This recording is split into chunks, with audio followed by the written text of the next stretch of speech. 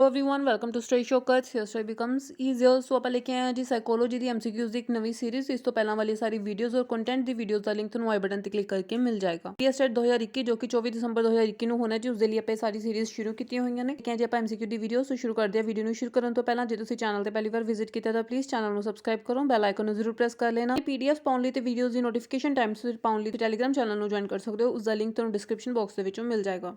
हाँ जी, शुरू कर दिया वीडियो। सब तो पहला क्वेश्चन अपने को, what is the heuristic approach based on? First is road memorisation, second homework, third spirit of exploration, fourth option any of the above. Heuristic पहुंच किस ते आधारित है? सब तो पहला रट याद यानी कि रट्टा लगा के याद करना, दूसरा होमवर्क, तीसरा खोज की भावना, तो चौथा है जी उपरोक्त विचों कोई नहीं। So is the right option होगा जी option number 3 spirit of exploration. खोज की भावना ही ह्यूरिस्टिक पहुंच कहा जाता है। हाँ जी, सेकंड क्वेश्चन अपने पास, which of the following statements about adolescence is most appropriate? Thinking begins to be reflected in tangible actions. Second option, sudden increase in intelligence. Third, increase in incidence of emotional turmoil. Fourth है जी केयरलैस disposition towards studies. शोरां बारे हेठां दिते कथनां विचों किहड़ा सब तो ढुकवां है?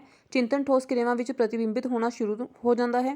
दूसरा, बुद्धि विच अचानक वाधा। तीसरा, भावनात्मक गड़बड़ दी घटनावां विच वाधा। चौथा, पढ़ाई प्रति लापरवाही वाला सुभाव। सो इसका राइट ऑप्शन होगा जी ऑप्शन नंबर 3 भावनात्मक गड़बड़ दी घटनावां विच वाधा। Increase in the incidence of emotional turmoil. तो जो अडोलसेंस ਲਈ मोस्ट अप्रोप्रिएट स्टेटमेंट यही है जी कि उस टाइम भावनावां ਦਾ ਉਹਨਾਂ ਦੇ ਵਿੱਚ ਤੂਫਾਨ ਜਿਹੜਾ ਉਹ ਆਇਆ ਹੋਇਆ ਹੁੰਦਾ ਹੈ, ਇਸ ਲਈ ਇਸ ਨੂੰ ਸਟ੍ਰੈਸ ਐਂਡ ਸਟॉर्म ਦੀ ਸਟੇਜ ਕਿਹਾ ਜਾਂਦਾ ਹੈ। ਹਾਂਜੀ, ਥਰਡ ਕੁਐਸਚਨ ਹੈ, learning dash assessment effects dash of learning by reinforcement of assessment and instructions. Learning of assessment effects difference of learning. Learning the assessment effect difference of learning. Learning for assessment effects relationship of learning. Learning for assessment effects difference of learning. ਸਿੱਖਣ dash ਮੁਲਾਂਕਣ ਅਤੇ ਹਦਾਇਤਾਂ ਦੀ ਮਜ਼ਬੂਤੀ ਦੁਆਰਾ ਸਿੱਖਣ ਦੇ dash ਨੂੰ ਪ੍ਰਭਾਵਿਤ ਕਰਦਾ ਹੈ। ਸਿੱਖਣ ਦਾ ਮੁਲਾਂਕਣ ਅਤੇ ਹਦਾਇਤਾਂ ਦੀ ਮਜ਼ਬੂਤੀ ਦੁਆਰਾ ਸਿੱਖਣ ਦੇ ਅੰਤਰ ਨੂੰ ਪ੍ਰਭਾਵਿਤ ਕਰਦਾ ਹੈ, ਜਾਂ ਸਿੱਖਣ ਦਾ ਮੁਲਾਂਕਣ ਸਿੱਖਣ ਦੇ ਅੰਤਰ ਨੂੰ ਪ੍ਰਭਾਵਿਤ ਕਰਦਾ ਹੈ, ਜਾਂ ਸਿੱਖਣ ਲਈ ਮੁਲਾਂਕਣ ਸਿੱਖਣ ਦੇ ਰਿਸ਼ਤੇ ਨੂੰ ਪ੍ਰਭਾਵਿਤ ਕਰਦਾ ਹੈ, ਜਾਂ ਸਿੱਖਣ ਲਈ ਮੁਲਾਂਕਣ ਸਿੱਖਣ ਦੇ ਅੰਤਰ ਨੂੰ ਪ੍ਰਭਾਵਿਤ ਕਰਦਾ ਹੈ। ਸੋ ਇਸ ਦਾ ਰਾਈਟ ਆਪਸ਼ਨ ਹੋਗਾ ਜੀ ਆਪਸ਼ਨ ਨੰਬਰ ਸੀ, ਰਿਸ਼ਤੇ, ਯਾਨੀ ਕਿ ਸਿੱਖਣ ਲਈ ਮੁਲਾਂਕਣ ਅਤੇ ਹਦਾਇਤਾਂ ਦੀ ਮਜ਼ਬੂਤੀ ਦੁਆਰਾ ਸਿੱਖਣ ਦੇ ਰਿਸ਼ਤੇ ਨੂੰ ਪ੍ਰਭਾਵਿਤ ਕਰਦਾ ਹੈ। Learning for assessment effects relationship of learning by reinforcement of assessment and instruction. Next question अपने पास, question number 4, which of the following conditions will help in the development of creativity? First option है जी when opportunities for learning are limited. Second option when the children are asked to remember the answer. Third, when the solution of a problem is told to the student। Fourth option, children are given opportunities to learn on their own। Question number 4 है जी, ਹੇਠ ਲਿਖੀਆਂ ਸਥਿਤੀਆਂ ਵਿੱਚੋਂ ਕਿਹੜੀਆਂ ਸ਼ਰਤਾਂ ਰਚਨਾਤਮਕਤਾ ਦੇ ਵਿਕਾਸ ਵਿੱਚ ਮਦਦ ਕਰਦੀਆਂ ਹਨ? ਤੋਂ ਪਹਿਲਾਂ ਜੀ ਜਦੋਂ ਸਿੱਖਣ ਦੇ ਮੌਕੇ ਸੀਮਤ ਹੁੰਦੇ ਹਨ। ਦੂਸਰਾ, ਜਦੋਂ ਬੱਚਿਆਂ ਨੂੰ ਜਵਾਬ ਯਾਦ ਰੱਖਣ ਲਈ ਕਿਹਾ ਜਾਂਦਾ ਹੈ। ਤੀਸਰਾ, ਜਦੋਂ ਕਿਸੇ ਸਮੱਸਿਆ ਦਾ ਹੱਲ ਵਿਦਿਆਰਥੀ ਨੂੰ ਦੱਸਿਆ ਜਾਂਦਾ ਹੈ। ਜਾਂ ਚੌਥਾ, ਬੱਚੇ ਨੂੰ ਆਪਣੇ ਆਪ ਸਿੱਖਣ ਦੇ ਮੌਕੇ ਦਿੱਤੇ ਜਾਂਦੇ ਹਨ। ਸੋ ਇਸ ਦਾ ਰਾਈਟ ਆਪਸ਼ਨ ਹੈਗਾ ਜੀ ਆਪਸ਼ਨ ਨੰਬਰ 4, ਜਦੋਂ ਬੱਚੇ ਨੂੰ ਆਪਣੇ ਆਪ ਸਿੱਖਣ ਦੇ ਮੌਕੇ ਦਿੱਤੇ ਜਾਂਦੇ ਹਨ। Children are given opportunities to learn on their own. Next question number, arrange the following interpretation activities in a logical sequence. Statement ਦਿੱਤੀ ਹੋਈ ਹੈ ਜੀ, ਇਹਨਾਂ ਦੇ ਵਿੱਚ ਆਪਾਂ ਇਹਨੂੰ ਸੀਕੁਐਂਸ ਦੇ ਵਿੱਚ ਲਗਾਉਣਾ ਹੈ। ਸਭ ਤੋਂ ਪਹਿਲੀ ਸਟੇਟਮੈਂਟ ਹੈ analysis of work done. Then ਉਸ ਤੋਂ ਬਾਅਦ ਹੈ ਜੀ ਪਲੈਨਿੰਗ ਐਂਡ ਪ੍ਰੈਪਰੇਸ਼ਨ। ਥਰਡ ਹੈ ਪ੍ਰੈਜੈਂਟੇਸ਼ਨ ਆਫ ਮਟੀਰੀਅਲ ਤੇ ਫੋਰਥ ਹੈ ਅਮੈਂਡਮੈਂਟਸ ਐਂਡ ਰਿਫਾਰਮਸ। ਹੇਠ ਲਿਖੇ ਪਰਸਪਰ ਕਿਰਿਆਵਾਂ ਨੂੰ ਇੱਕ ਤਰਕ ਕ੍ਰਮ ਵਿੱਚ ਵਿਵਸਥਿਤ ਕਰੋ। ਫਸਟ ਸਟੇਟਮੈਂਟ ਹੈ ਕੀਤੇ ਗਏ ਕੰਮ ਦਾ ਵਿਸ਼ਲੇਸ਼ਣ। ਦੂਸਰਾ, ਯੋਜਨਾਬੰਦੀ ਅਤੇ ਤਿਆਰੀ। ਤੀਸਰਾ, ਸਮੱਗਰੀ ਦੀ ਪੇਸ਼ਕਾਰੀ ਤੇ ਚੌਥਾ ਹੈ ਸੋਧਾਂ ਅਤੇ ਸੁਧਾਰ। ਸੋ ਇਸ ਦਾ ਰਾਈਟ ਆਪਸ਼ਨ ਹੋਏਗਾ ਜੀ ਆਪਸ਼ਨ ਨੰਬਰ ਬੀ, यानी कि इस सब तो पहला है जी योजनाबंदी और तैयारी, यानी कि किसी भी काम करने तो पहले सब तो आप प्लैनिंग करांगे, प्लैनिंग एंड प्रैपरेशन करांगे। दूसरा इस आएगा जी थर्ड स्टेटमेंट समग्री की पेशकारी। इस तो बाद उस प्लैनिंग किए हुए काम आप प्रैजेंट करांगे, प्रैजेंटेशन ऑफ मटीरीयल। फिर आएगा जी एनालिसिस ऑफ वर्क डन, यानी कि किए गए काम का विश्लेषण। तो लास्ट के आएगा जी सौदा ते सुधार, अमेंडमेंट्स एंड रिफॉर्म्स। अगर इस तरह के क्वेश्चन थोड़ा ना भी पेपर के समझ आते, एक चीज़ तुम ध्यान रखो, किसी भी काम करने तो पहला प्लैनिंग हमेशा पहले नंबर पर आती है। उस अमेंडमेंट या रिफॉर्म करने होंगे ने ਉਹ ਹਮੇਸ਼ਾ ਲਾਸਟ ਵਿੱਚ ਆਉਂਦੇ ਨੇ। ਸੋ ਇਸ ਦੇ ਅਕੋਰਡਿੰਗ ਵੀ ਜਿਹੜਾ ਤੁਸੀਂ ਆਪਣੀ ਉੱਥੇ ਕੁਐਸਚਨ ਦੇ ਵਿੱਚ ਬਾਕੀ ਸਾਰੇ ਕੁਐਸਚਨ ਐਲੀਮੀਨੇਟ ਕਰਕੇ ਆਪਣੇ ਸਹੀ ਆਪਸ਼ਨ ਤੇ ਪਹੁੰਚ ਸਕਦੇ ਹੋ। ਕੁਐਸਚਨ ਨੰਬਰ 6 ਹੈ, some students in the class display great curiosity to learn. This may be because such children are talented, belong to rich families, shows artificial behaviour, create indiscipline in the class. Class ਦੇ ਕੁਝ ਵਿਦਿਆਰਥੀ ਸਿੱਖਣ ਲਈ ਬਹੁਤ ਉਤਸੁਕਤਾ ਦਿਖਾਉਂਦੇ ਹਨ। ਅਜਿਹਾ ਇਸ ਲਈ ਹੋ ਸਕਦਾ ਹੈ ਕਿਉਂਕਿ ਅਜਿਹੇ ਬੱਚੇ ਪ੍ਰਤਿਭਾਸ਼ਾਲੀ ਹਨ, ਅਮੀਰ ਪਰਿਵਾਰਾਂ ਨਾਲ ਸੰਬੰਧਿਤ ਹਨ, ਨਕਲੀ ਵਿਹਾਰ ਦਿਖਾਉਂਦਾ ਹੈ ਤੇ ਕਲਾਸ ਵਿੱਚ ਅਨੁਸ਼ਾਸਨਹੀਨਤਾ ਪੈਦਾ ਕਰਦੇ ਹਨ। ਸੋ ਕੁਐਸਚਨ ਨੰਬਰ 6 ਦਾ ਰਾਈਟ ਆਪਸ਼ਨ ਹੋਗਾ ਜੀ option number A, are talented, ਪ੍ਰਤਿਭਾਸ਼ਾਲੀ ਹਨ। ਕੁਐਸਚਨ ਨੰਬਰ 7 ਹੈ, what effects the learning process? Physically healthy, mental health, willingness to learn, all of the above. ਸਿੱਖਣ ਦੀ ਪ੍ਰਕਿਰਿਆ ਨੂੰ ਕੀ ਪ੍ਰਭਾਵਿਤ ਕਰਦਾ ਹੈ? ਸਰੀਰਕ ਤੌਰ ਤੇ ਸਿਹਤਮੰਦ ਹੋਣਾ, ਮਾਨਸਿਕ ਸਿਹਤ ਪ੍ਰਭਾਵਿਤ ਕਰਦੀ ਹੈ, ਸਿੱਖਣ ਦੀ ਇੱਛਾ ਜਾਂ ਉਪਰੋਕਤ ਸਾਰੇ। ਸੋ ਕੁਐਸਚਨ ਨੰਬਰ 7 ਦਾ ਰਾਈਟ ਆਪਸ਼ਨ ਹੈ ਜੀ option number 4, all of the above, ਉਪਰੋਕਤ ਸਾਰੇ। ਕੁਐਸਚਨ ਨੰਬਰ 8 ਹੈ ਜੀ ਆਪਣੇ ਕੋਲ, activity based learning emphasizes on active participation by all students, completion of activity in specified time, sports ਜਾਂ ਡਿਸਪਲਿਨ ਕਲਾਸ। ਗਤੀਵਿਧੀ ਆਧਾਰਿਤ ਸਿਖਲਾਈ ਡੈਸ਼ ਤੇ ਜ਼ੋਰ ਦਿੰਦੀ ਹੈ। ਸਾਰੇ ਵਿਦਿਆਰਥੀ ਦੁਆਰਾ ਸਰਗਰਮ ਭਾਗੀਦਾਰੀ, ਨਿਰਧਾਰਿਤ ਸਮੇਂ ਦੀ ਗਤੀਵਿਧੀ ਨੂੰ ਪੂਰਾ ਕਰਨਾ, ਖੇਡਾਂ ਜਾਂ ਅਨੁਸ਼ਾਸਿਤ class.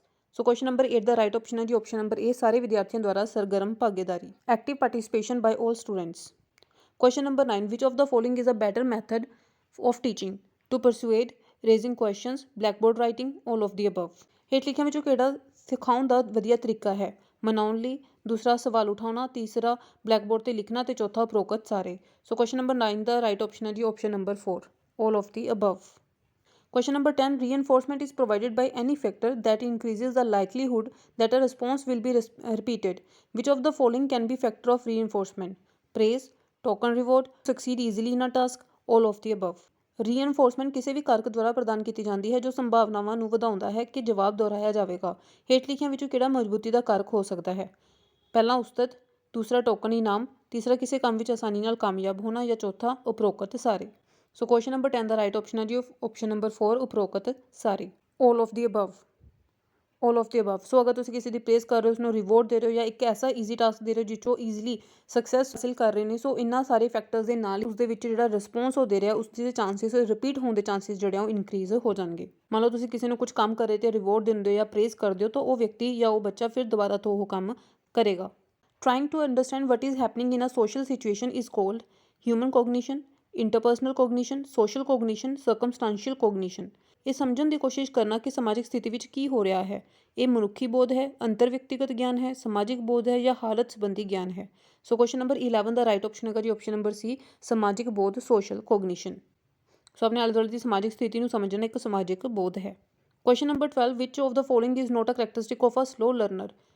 Limited vocabulary, less time to pay attention, abstract thinking, limited range of interest. ਹੇਠ ਦਿੱਤਿਆਂ ਵਿੱਚੋਂ ਕਿਹੜਾ ਇੱਕ ਹੌਲੀ ਸਿੱਖਣ ਵਾਲੇ ਦੀ ਵਿਸ਼ੇਸ਼ਤਾ ਨਹੀਂ ਹੈ? ਸੀਮਤ ਸ਼ਬਦਾਵਲੀ, ਧਿਆਨ ਦੇਣ ਲਈ ਘੱਟ ਸਮਾਂ, ਅਮੂਰਤ ਸੋਚ, ਵਿਆਜ ਦੀ ਸੀਮਤ ਸੀਮਾ। ਸੋ ਕੁਐਸਚਨ ਨੰਬਰ 12 ਦਾ ਰਾਈਟ ਆਪਸ਼ਨ ਹੈ ਜੀ ਸੀ, ਅਮੂਰਤ ਸੋਚ। ਅਬਸਟਰੈਕਟ ਥਿੰਕਿੰਗ ਇੱਕ ਸਲੋ ਲਰਨਰ ਦਾ ਕਰੈਕਟਰਿਸਟਿਕ ਨਹੀਂ ਹੈ। What type of test is most effective when trying to remember? True or false, multiple choice, fill in the blanks, both A and B. Question number 13 ਹੈ ਜੀ, ਆਪਣੇ ਕੋਲ ਯਾਦ ਰੱਖਣ ਦੀ ਕੋਸ਼ਿਸ਼ ਕਰਦੇ ਸਮੇਂ ਕਿਸ ਕਿਸਮ ਦਾ ਟੈਸਟ ਸਭ ਤੋਂ ਪ੍ਰਭਾਵਸ਼ਾਲੀ ਹੁੰਦਾ ਹੈ?